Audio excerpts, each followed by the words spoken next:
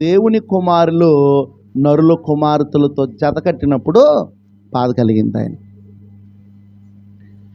ఇంకా భూమి మీద నరులు యొక్క ఆయుష్ని వెంటనే 120 సంవత్సరాలు ఆయన తగ్గించి పడేశాడు.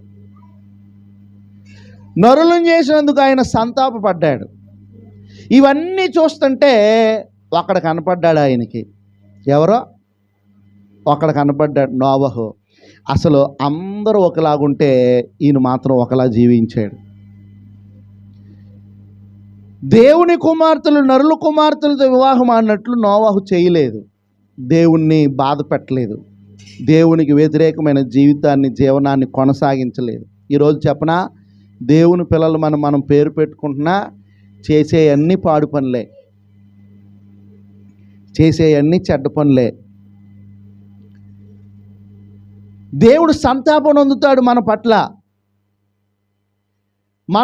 ఆయన దుఃఖాన్ని వ్యక్తపరుస్తాడు. ఆయన జాగ్రత్తగా గమనించండి.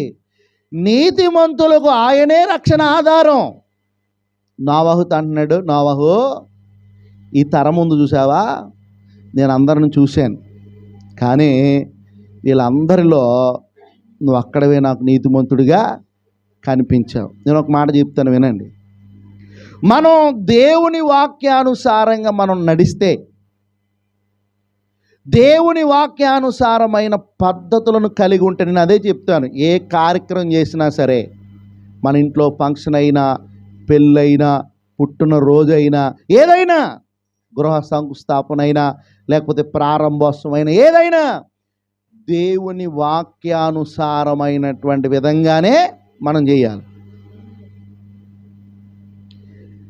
మా చిన్నాన్నోళ్ళు ఒప్పుకోరు, మా నాన్నోళ్ళు ఒప్పుకోరు, మా అమ్మ వాళ్ళు ఒప్పుకోరు,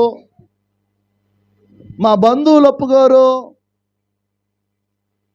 అని వాళ్ళ వైపు వీళ్ళ వైపు చూస్తే కష్టంలో వచ్చేది వాళ్ళు నిన్ను కష్టం వచ్చినప్పుడు ఆదుకునే వాళ్ళు ఏం కాదు. నోవహు ఆ తరానికి పూర్తిగా విరుద్ధంగా, ఆ తరము వారితో కలవకుండా, వారి ప్రయత్నాలలో పాలుపొందులు పొందకుండా నోవహు శ్రద్ధతో, భక్తితో, దేవుని ఎడల విశ్వాసముతో నోవహు బ్రతకగలిగాడా, నోవహు ఉండగలిగాడా? నోవహుని దేవుడు అంటాడు, నువ్వు ఉన్నావు నీతిమంతుడిగా. మరి దేవుని వాక్యం ఏం చెప్పింది ఇందాక? యెహోవా నీతిమంతులకు రక్షణ ఆధారం.